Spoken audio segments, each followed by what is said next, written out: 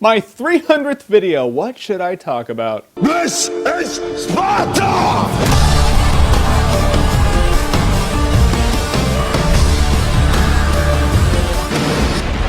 300. Now, I've gotten a lot of requests to do this video, this and The Dark Knight. It'll come eventually, just dude. But for the 300th video, how can I not do 300? So 300 takes place back in the day, like, you know, the days of Greece and Sparta and all that. I don't know the exact year because I'm not cool like that. But the god king Xerxes of Persia is just strolling his armies and he's just taking over land. I mean, he's enslaving people. He just wants to take over the world. However, the wise people of Sparta are like, oh no, we can't go to war. It's the time of diplomacy. And so they're going to stroll into Sparta, wipe out all the dudes, and take the women and children as slaves or worse. And Leonidas, the king of Sparta, is like, that ain't happening. And so against Spartan law, Leonidas takes 300 guys to go do what needs to be done. Now, it's 1,000,000 Persians to 300 Spartans. So he does standard first-person shooter tactic, and he just bottlenecks them into this narrow corridor so they can stand guard and wipe them out. And the Persians have a lot of numbers, but Leonidas and the 300, they're made for war. So they have a lot of battle tactics. They're all in synchronization and all that. And the Persians, you know, they die. Now, in 300, I was really impressed with how many shots in this movie are actually taken from the graphic novel. Zack Snyder did a really good job at translating the graphic novel to the big screen. It's like the entire thing was filmed on a green screen, kind of like, you know, Attack of the Clones. But it looks a zillion times better than Attack of the Clones. I mean, it looks all stylized and whatnot. Things are exaggerated, but they're supposed to be exaggerated. It's one of those things where if you're gonna make it look like the graphic novel, make it like the graphic novel. So it felt like I was watching a graphic novel, and it worked. And while Leonidas and the 300 are out there fighting the Persians, there's actually this whole segment dealing with Leonidas' wife and the council and whatnot. She's trying to convince them to send troops up to help him. And of course, they're like, he is an outlaw diplomacy! Good to see politicians now are pretty much how they were back then. And that whole thing wasn't actually in the graphic novel, but when I saw it in the movie, I was like, yeah, it works. Now, you really get a feel of who Leonidas and Xerxes are when they meet together and they talk. And they made Xerxes like 10 feet tall. He has his Sharpie painted on eyebrows. He has like Mr. T's golden chains hanging around his body. He's all like, lay down your arms, Leonidas, and I will make you Lord King of all Sparta. And Leonidas just talks shit to him. He's like, yeah, no, we're fighting you. And right there, you're like, oh, snap. That's why Leonidas is awesome. And you suck, Sharpie eyebrows, man. Now, a lot of people have said that this is just like a simple-minded movie. I wouldn't call it simple-minded. Yeah, 75% of it deals with them fighting, but it just has a simple concept. And the simple concept is when douchebags come in to take over your land and enslave your people, diplomacy's dead, you gotta fight. And why I also think calling this movie just like a simple movie about fighting is really cutting it short is because of lines like this. Before this battle is over, the world will know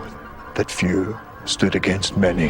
That line states that Leonidas' reasoning behind taking 300 guys up against 1,000,000 Persians wasn't to necessarily beat him. Yeah, I mean, if he could take 300 guys and wipe out 1,000,000 Persians, yeah, that's good. But the point is that the gesture of 300 people going up against 1,000,000 Persians will unite Greece against Xerxes, and then in the long run, Xerxes will lose. And the ending of this movie is just badass. And I can just say it like that. The ending of this movie is just perfect for what it needed to be. I can see why people say it is a guy movie. I'm not gonna lie, I don't know a lot of women that are like, oh yeah, totally, this movie, 300. I know a few, but not a lot. Which I really don't get, because everyone's walking around with these Jesus bronze abs, which is really funny that it's seen as a guy movie. Because we guys can watch it and we don't necessarily feel really gay. And when I first saw the trailer to this movie and I saw this line, our arrows will blot out the sun. Then we will fight in the shade. I was like, I'm watching that movie. And now I'm like, holy shit, is that Michael Fassbender, aka Magneto from X-Men First Class? I knew that guy was badass. So before I was gonna review this movie, I was thinking back on it, I was reflecting, and I was like, I saw it as Awesometacular back in the day. I'd probably see it as a buy it on Blu-ray, probably because I have it on Blu-ray. Then I watched it, and I really, really liked it. And I gotta say, for as cool as it is, it's gotta be Awesometacular. Yeah, I'll say it is a guy movie, but I'm a guy, so it's Awesometacular. So 300, have you seen it? Are you gonna see it? Comment below, let me know what you thought of it. And thank you for sticking around for 300 videos, or however many videos you stuck around for. If you've only just subscribed in the past week or so, and you know, you've seen like 5 of my videos, well, thank you for that too. There's 295 others though, if you wanna go see those. And if you like what you've seen here and you wanna see more, click right here to see more. Sparta!